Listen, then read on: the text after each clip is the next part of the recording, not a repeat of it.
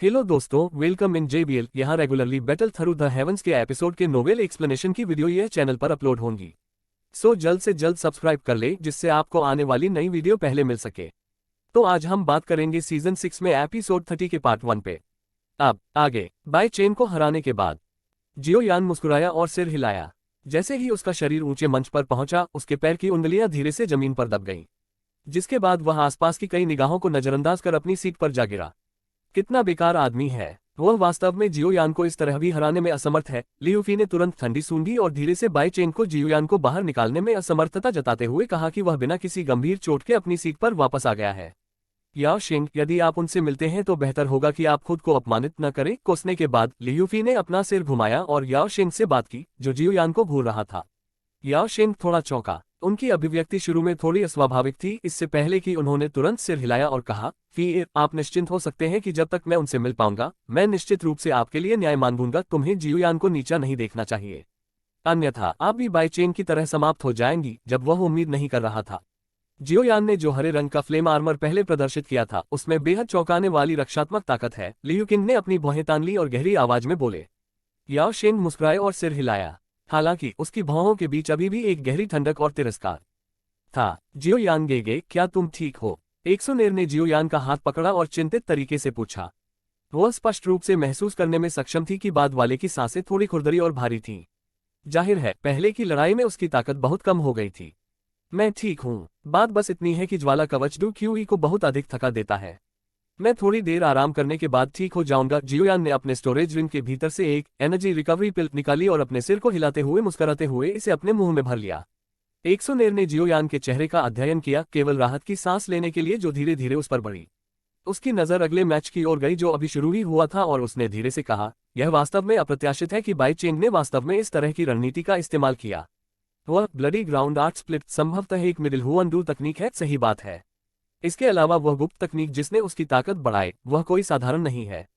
यह वास्तव में मेरी उम्मीदों से परे था कि उसके पास ऐसा कुछ था। जियोयान ने अपने होठों पर हाथ फेरा और कहा, के बाय चेंग और बाय शान की कुछ पृष्ठभूमि है। उनका कबीला पूरे डू क्यूई महाद्वीप में बहुत प्रमुख नहीं हो सकता है, लेकिन उन्हें दूसरे स्तर का गुट माना जा सकता है। अगर कोई सिर्फ ताकत की चर्चा कर रहा था, तो जियामा साम्राज्य के 3 महान कबीले भी उनसे थोड़े हीन हैं। मुझे लगता है कि यह गुप्त तकनीक कुछ ऐसी है जो गुप्त रूप से उनके कबीले के भीतर पारित हो जाती है। एक्सोनेर बोलते हुए मुस्कुराए। जियोयान ने थोड़ा सिर हिलाया। विशेष नियमों के कारण, चाहे किसी की पृष्ठभूमि कैसी भी हो, यह आंतरिक अकादमी के भीतर उस व्यक्ति के लिए श्रेष्ठता की भावना प्रदान नहीं करेगा। इसलिए यह संभव था कि चुने गए किसी भी यादृच्छिक व्यक्ति के पीछे का गुट काफी बड़ा हो सकता है। ऐसा लगता है कि मैं खुद उस तरह का हो सकता हूं जिसे सबसे कमजोर माना जाता है, क्योंकि मैं अकेला हूं, है ना? जियोयान अचानक जोर से हंसा और उसने अपने दिल में खुद का मजाक उड़ाया। उनकी ज्यादा पृष्ठभूमि नहीं थी। जियामा साम्राज्य के भीतर न केवल जियो कबीले के पास ज्यादा ताकत नहीं थी, बल्कि इसका पीछा किया जा रहा था और तब तक मार डाला गया जब तक कि कुछ लोग नहीं रह गए, क्योंकि इसने मिस्टी क्लाउड संप्रदाय को नाराज कर दिया था। उनका एकमात्र सहारा वे स्वयं थे। जियोयान गेगे अकेला किसी भी अन्य गुट की तुलना में बहुत अधिक प्रभावी है। एक टियर 5 कीमियागर का मुस्कुराहट के साथ स्वागत किया जाएगा, भले ही दूसरी पार्टी एक संभ्रांत डू हुआन हो। कौन यह कहने की हिम्मत करेगा कि तुम कमजोर हो क्योंकि तुम अकेले हो? एक्सोनेर के प्यारे नाजुक हाथ ने जियोयान की हथेली को धीरे से पकड़ लिया और उसने एक कोमल कोमल मुस्कान के साथ जवाब दिया। यह सुनकर जियोयान चौंक गया और तुरंत बेफिक्र होकर जोर से हंस पड़ा। वह वास्तव में अपनी सबसे महत्वपूर्ण पहचान भूल चुका था। जैसे ही उसकी हथेली ने एक्सोनेर के सिर को थपथपाया, उसने मजाक में कहा, हालांकि भले ही मैं 5वीं श्रेणी का कीमियागर हूँ, यह संभावना है कि मैं एक्सोनेर के पीछे के गुट की नज़र में कुछ भी नहीं हूँ, लेकिन जियोयान गेगे अभी भी युवा है। इस महाद्वीप में इतनी उम्र में 5 स्तरीय कीमियागर नहीं हुए हैं, एक्सोनेर ने जवाब देते हुए मुस्कुरा दी। जियोयान मुस्कुराया। उसने विशाल सीट पर अपने पैरों को क्रॉस किया और धीरे से अपनी आंखें बंद कर ली। उसका मन डूब गया और उसके शरीर में घुसपैठ कर गया। उसकी कुछ थकी हुई स्थिति को उसकी अधिक थकावट के कारण समायोजित किया। एक्सोनेर ने चुपचाप जियोयान के शांत चेहरे को देखा। उसने अपने दिल में खुद से कहा, जियोयान गेगे, मुझे विश्वास है कि अगली बार जब हम मिलेंगे तो तुम वास्तव में एक मजबूत व्यक्ति बन जाओगे। जियोयान के बाद भी लड़ाई का सिलसिला जारी था। इसके अलावा उग्रता की डिग्री पहले जियोयान और बाय चेन के बीच की लड़ाई से भी अधिक थी। इस दौरान काफी संख्या में लोगों ने मजबूत रैंकिंग के टॉप 10 में अपना जलवा दिखाया था। उस तरह की शक्तिशाली ताकत के कारण स्टेडियम में बार बार विस्मयादिबोधक सुनाई देने लगे। प्रतियोगिता के आधे रास्ते तक आगे बढ़ने के बाद अंत में वुहाओं की बारी थी।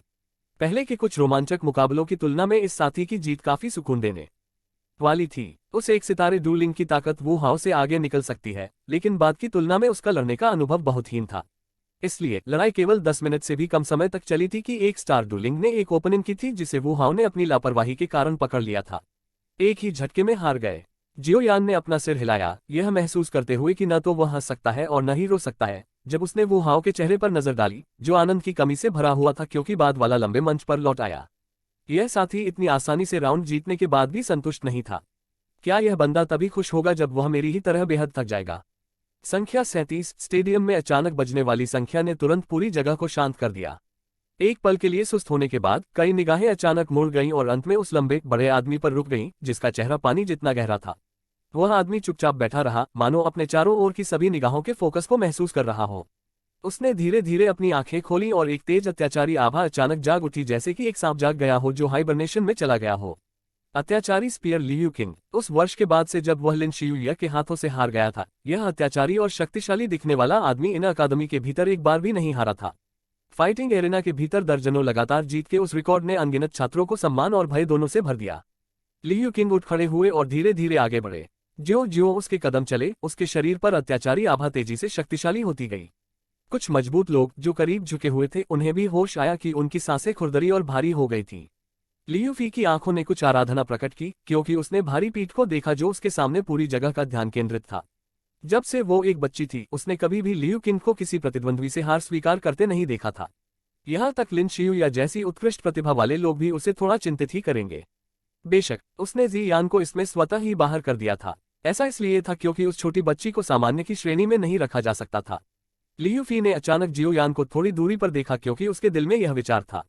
उसके मुंह का कोना एक व्यंग्यात्मक चाप में उठा लिया गया। चाहे आप कितनी भी ऊंची छलांग क्यों न लगा लें, आप बड़े चचेरे भाई की आंखों में सिर्फ एक छलांग लगाने वाले मसखरे हैं। जियोयान स्वाभाविक रूप से नहीं जानता था कि लियू फी उसके दिल में क्या सोच रहा था। अगर उसे पता भी होता तो इस बात की संभावना थी कि वह बेफिक्र होता। कोई भी बोला गया शब्द पहले स्पष्टीकरण था। पूरी तरह से बख्शने से ही एक प्रभावी परिणाम होगा। जियोयान अपनी कुर्सी के खिलाफ झुक गया। उसकी निगाह लियू किंग पर रुकी, जो धीरे धीरे आगे बढ़ा। अगर किसी ने कुछ और नहीं कहा तो जियोयान ने इस आदमी को बहुत गंभीरता से लिया। एक अतुलनीय अत्याचारी, यह उनके लिए सबसे अच्छा वर्णन था। जियोयान ने अपने दिल में सोचा कि अगर लियू किंग को बढ़ने का समय दिया गया तो कोई भी इस बात से असहमत नहीं होगा कि उसके पास एक विशाल बनने की योग्यता और प्रतिभा है जो भविष्य में डूक्यूई महाद्वीप को हिला देगा।